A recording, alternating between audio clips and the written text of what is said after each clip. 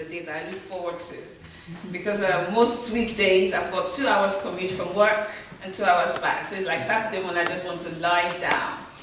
But when you have a cause and when you have a passion that you're very, very, very concerned about, your passion will drive you and it will get you up to do what you know is right to be done.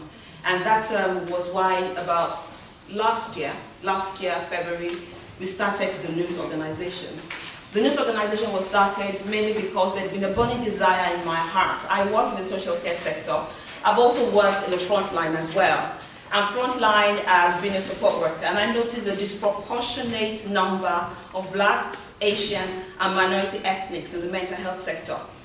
Obviously, when you sit down and look at the reasons why, you know straight away that within those various communities, there's a higher number of, there's a higher level of stigma, there's a higher level of very negative stereotyping with people who have mental illness.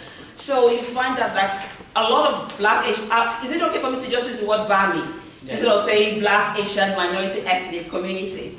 So a lot of the BAMI communities don't actually approach the mental health sectors on time. So by the time they go, you know, the illness, whatever it is, whether it is depression, it has become chronic depression, clinical depression.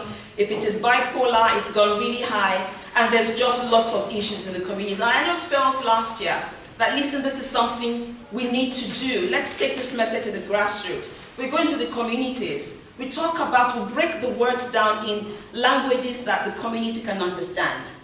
So for example, somebody says bipolar. What is bipolar? To the average man on the street, it sounds very, very far off. Somebody says schizophrenia.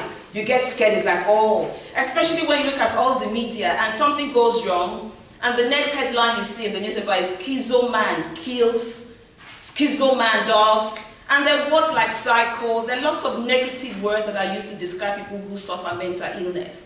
And for me, the passion just burned, and it was like, listen, you need to go out into the community and break this message down so that people would understand.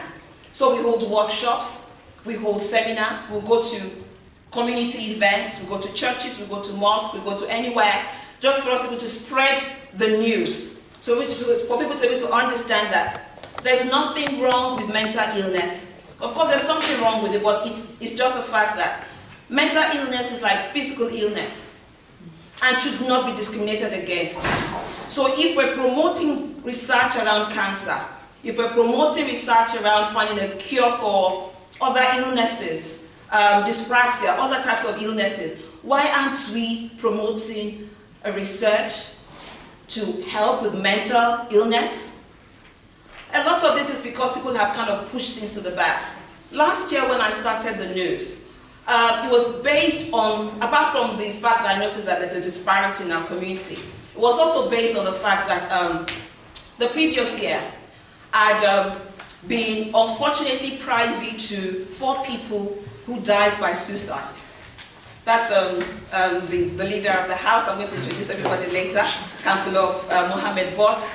The previous year, I had been privy to 4 people who died by suicide. I don't want to use the word committed suicide.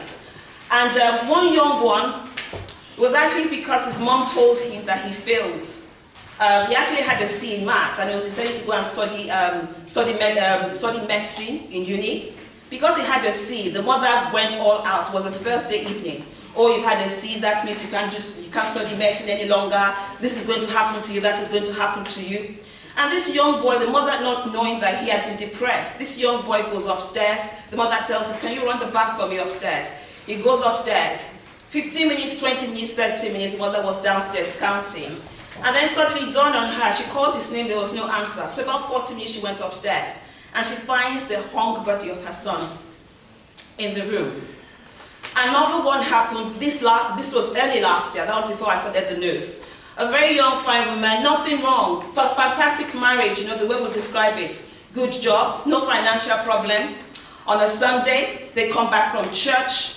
She said she was going to go out for walk. She goes out for walk, and about 30 minutes after, the family hears siren blaring, thinking, okay, maybe something has happened on the road, let's just wait. 30 minutes after, they hear a knock on the door.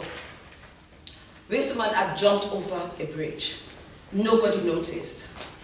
Last year, I was actually at an event, and I got a very panicky call from someone because I advocate for people who have mental health issues as well.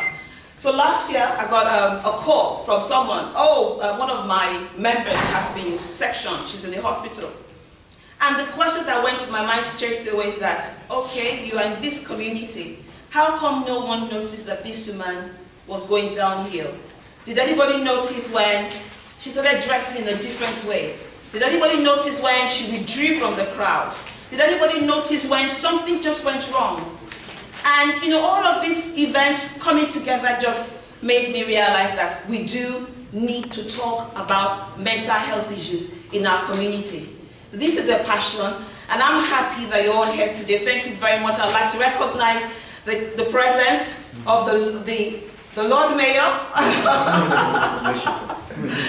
Thank you so much for being here. Also the leader of the house, Councillor Bort, Mohammed Bort, thank you for being here. Councillor Sandra Sabir, thank you very much. Councillor Hirani, thank you very much for being here. And they're here mainly to hear us. They're here to hear us. And I'm hoping that we would all talk later, because we call it an open mic